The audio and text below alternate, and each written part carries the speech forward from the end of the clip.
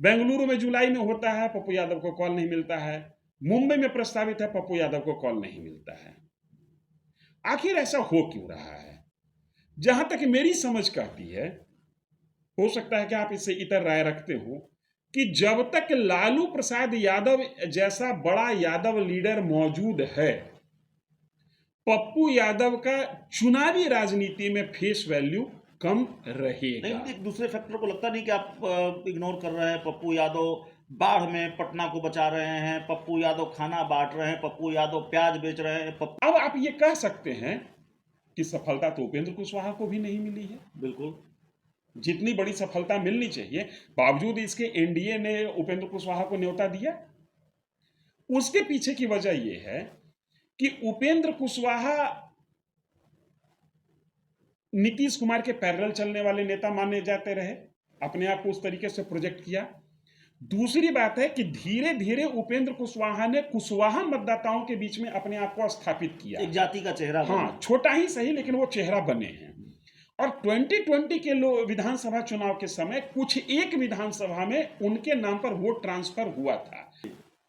पप्पू यादव आने वाले लोकसभा चुनाव में अपनी ताकत के साथ, बहुजन समाजवादी पार्टी के ताकत के साथ, ओवैसी की पार्टी के ताकत के साथ और एक दो और जो प्लेयर्स हैं, छोटे बड़े प्लेयर्स हैं, उनकी ताकत के साथ अगर जो अलायंस करते हैं और कुछ करामात दिखाने में कामयाब हो जाते हैं, तो बिहार में पहचान तो बनेगी पप्पू यादव की ही।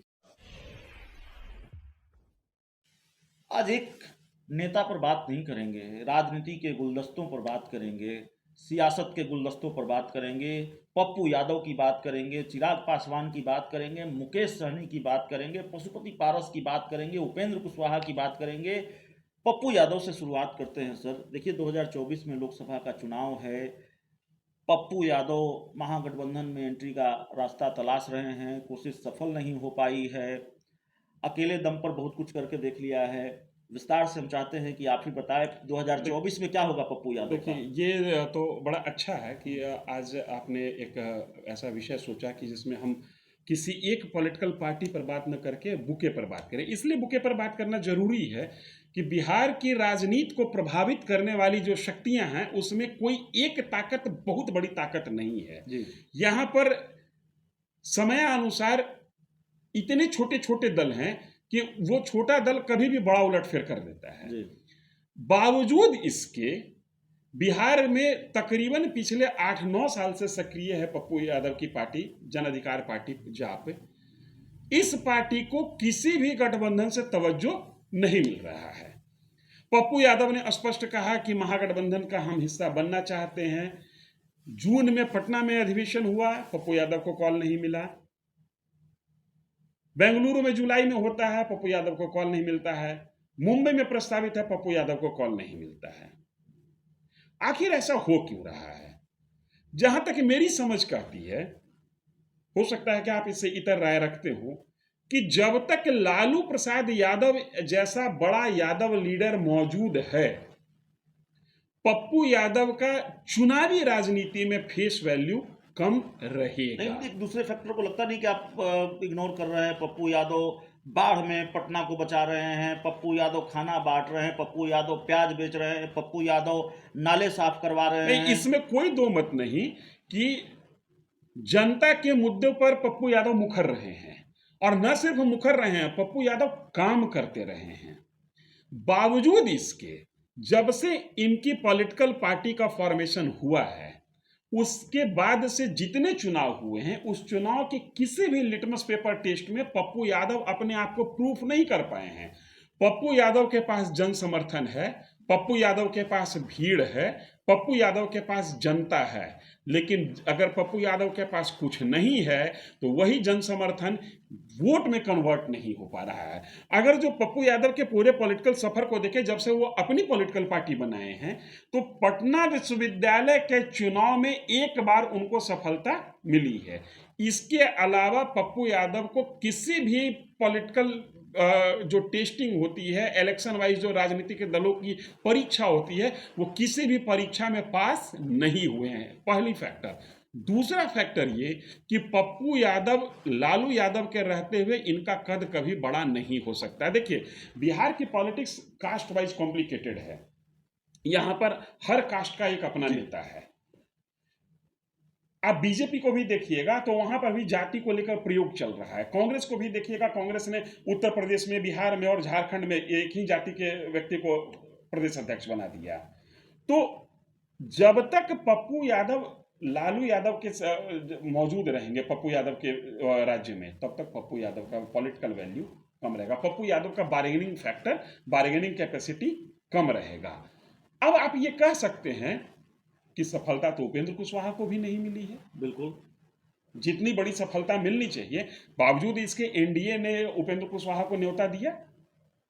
उसके पीछे की वजह यह है कि उपेंद्र कुशवाहा नीतीश कुमार के पैरेलल चलने वाले नेता माने जाते रहे, अपने आप को उस तरीके से प्रोजेक्ट किया। दूसरी बात है कि धीरे धीरे उपेंद्र कुशवाहा ने कुशवाहा मतदाताओं के बीच में अपने आप को स्थापित किया, एक जाति का चेहरा बना। हाँ, छोटा ही सही लेकिन वो चेहरा बने हैं। और 2020 के विधानसभा चुनाव के समय कुछ एक विधानसभा में उनके नाम पर वोट ट्रांसफर हुआ था। जो बड़ी पार्टियां हैं, जो अलायंस करती हैं, जो महागठबंधन बनाती हैं, वो तमाम कैलकुलेशन पर काम करती है। इस कारण उनको वैल्यू मिल रहा था। अब कितना वैल्यू मिलेगा, ये कितना सीट मिलता है, उस पर डिपेंड करता है। चिराग पासवान को ले लीजिए। चिराग पासवान ने 2020 में खुल्लम खुल्ला यह साबित किया कि अगर हम चुनाव जीत नहीं सकते हैं तो मेरे पास इतनी ताकत जरूर है कि दूसरे के जीत का हम रास्ता रोक दे सकते हैं। नीतीश कुमार की पार्टी अगर जो 45 सीट पर सिमट गई तो क्रेडिट इसके पीछे चिराग पासवान को, ये चिराग पासवान भी स्वीकार करते हैं, बीजेपी भी स्वीकार करती है और नीतीश कुमार भी स्वीकार करते हैं। एक चौंकाने वाला नाम इस डिस्कशन में आता है पशुपति पारस का। जी। पशुपति पारस भी कह रहे हैं कि हम भी बड़े फैक्टर हैं और उनको भी एनडीए ने न्योता दिया है। मैं फिर कहूंगा कि न्योता दिया है, लेकिन कितना वजन मिल रहा है ये तब तय होगा जब उनको कितनी सीटें मिल रही हैं, इस पर से पटाक्षेप हो जाए, ये क्लियर हो जाए कि उनको कितना सीट मिलता है। फिलहाल वो एनडीए के हिस्सा हैं, इसलिए एनडीए से उनको न्योता मिला है। नागमणि ने भी दावा किया कि मेरी भी मुलाकात हुई है और हमारी भी बातचीत हुई है। एक जो एनडीए की जो रणनीति है, वो मेरी समझ ये कहती है कि एनडीए किसी भी कास्ट के किसी भी बड़े लीडर को अगर जो उनके पास आना चाह रहा है तो एनडीए छोड़ना नहीं चाह रही है। ये एनडीए की अपनी रणनीति है। किसी को एक सीट दे के मना लेगी, किसी को विधानसभा का में प्रमोट करने के नाम पर मना लेगी।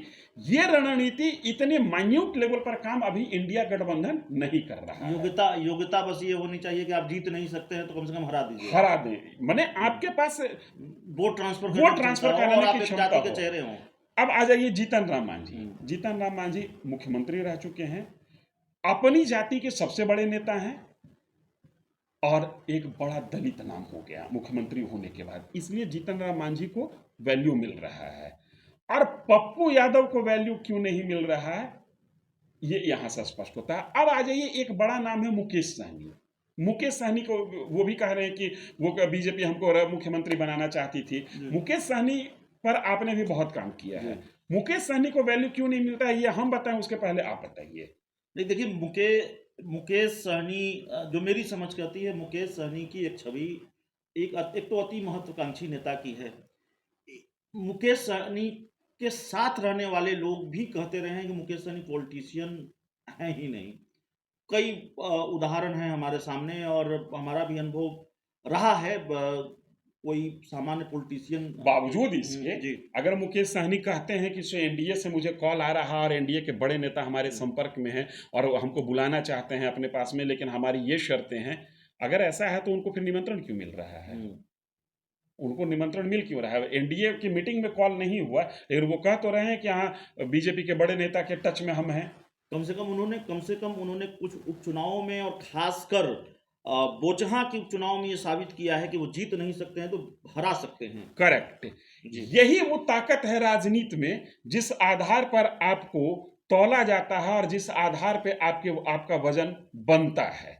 पॉलिटिक्स में आप जीतें यही महत्वपूर्ण नहीं है। अगर आप किसी को हराने का भी मादा रखते हैं तो आप कुछ प्राप्त कर सकते हैं। मुकेश सहनी ने कम से कम बाई इलेक्शंस में ये जरूर साबित किया कि हम हराने की कैपेसिटी रखते हैं। पहली बात, मुकेश सहनी जिस तरीके से सहनी समाज को, मलाह समाज को जोड़ने में लगे हुए हैं, निषाद समाज को जोड़ने में लगे हुए हैं, ये कम से कम बता रहा है कि उपेंद्र कुशवाहा की तरह, जीतन राम मांझी की तरह, चिराग पासवान की तरह एक वोट बैंक वो अपना क्रिएट करना चाहते हैं और उसके लिए वो प्रयासरत हैं। ये चीज पप्पू यादव के साथ नहीं है। और पप्पू यादव के साथ क्यों नहीं है? मैंने पहले भी कहा कि जब तक लालू प्रसाद यादव जैसा बड़ा यादव नेता मौजूद रहेगा तब तक यादवों के नेता पप्पू यादव नहीं हो सकेंगे। और बिहार की राजनीति के हिसाब से, बिहार के पॉलिटिकल पैटर्न के हिसाब से आपके पास अगर एक नहीं है तो दूसरा आपके पास नहीं आएगा। एक और एक मिलकर यहां दो नहीं, 11 होने की बात है। इसलिए 11 तक पहुंचने के लिए कम से कम आपके पास एक होना जरूरी है। इसमें कोई संदेह नहीं कि पप्पू यादव जमीन पर बहुत संघर्ष करते हैं और सुख दुख में लोगों के साथ खड़े होते हैं। बावजूद इसके एक आखिरी सवाल हमारा होगा सर कि एक लिहाज से तो पप्पू यादव की जो मुश्किल है, राजनीतिक मुश्किल, वो इसलिए भी बड़ी है उपेंद्र कुशवाहा के मुकाबले, जीतन राम मांझी के मुकाबले, चिराग पासवान के मुकाबले और मुकेश सहनी के मुकाबले पप्पू यादव के पास कोई मुफीद विकल्प नहीं है। महागठबंधन में जाने का रास्ता तलाश रहे हैं या एकला चलो तीसरे मोर्चे की गुंजाइश नहीं है। उपेंद्र कुशवाहा तो महागठबंधन में भी रहे हैं, एनडीए में जा सकते हैं, जीतन राम मांझी एनडीए में रहे हैं, महागठबंधन में जा सकते हैं। अब उनके पास दोनों तरफ जाने का विकल्प है। पप्पू यादव के पास एक विकल्प बचता है जी। पप्पू यादव आने वाले लोकसभा चुनाव में अपनी ताकत के साथ, बहुजन समाजवादी पार्टी के ताकत के साथ, ओवैसी की पार्टी के ताकत के साथ और एक दो और जो प्लेयर्स हैं, छोटे बड़े प्लेयर्स हैं, उनकी ताकत के साथ अगर जो अलायंस करते हैं और कुछ करामात दिखाने में कामयाब हो जाते हैं तो बिहार में पहचान तो बनेगी पप्पू यादव की ही। क्योंकि AIMIM का भी बिहार में कोई बड़ा चेहरा नहीं है। बहुत सफल वो प्रयोग नहीं हुआ है। 2020 के विधानसभा चुनाव में वो कर चुके हैं। 2015 के विधानसभा चुनाव में मुझे याद है उन्होंने इस तरह का प्रयोग किया। कृष्ण मेमोरियल हॉल में अखिलेश यादव भी आए, दूसरे राज्यों के कई नेता आए। आप एक चीज समझिए, अखिलेश यादव की पार्टी जो है उनका बिहार में कोई स्टेक नहीं है। मायावती की पार्टी का बिहार में स्टेक है। मायावती की पार्टी का एक वोट परसेंटेज है। AIMIM ने साबित किया है कि उसके पास वोट परसेंटेज है।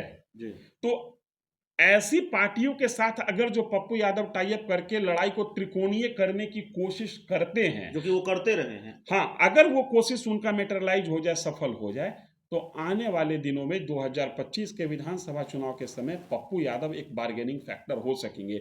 अभी हमने अपने गुलदस्ता में जितनी पॉलिटिकल पार्टी का नाम लिया, उपेंद्र कुशवाहा हो, चिराग पासवान हो, जीतन राम मांझी की पार्टी हो, चाहे और भी जो पार्टियां हों, उसमें सिर्फ और सिर्फ पप्पू यादव की ही पार्टी एक ऐसी है जो किसी भी गठबंधन का हिस्सा नहीं है। बाकी सबने अपना अपना रास्ता तय कर लिया है। इसलिए इस पॉलिटिकल डिस्कशन में हम बात तो कर रहे थे बुके की, लेकिन उस बुके में चर्चा केंद्रित थी विशेष तौर पर पप्पू यादव पे। और चलिए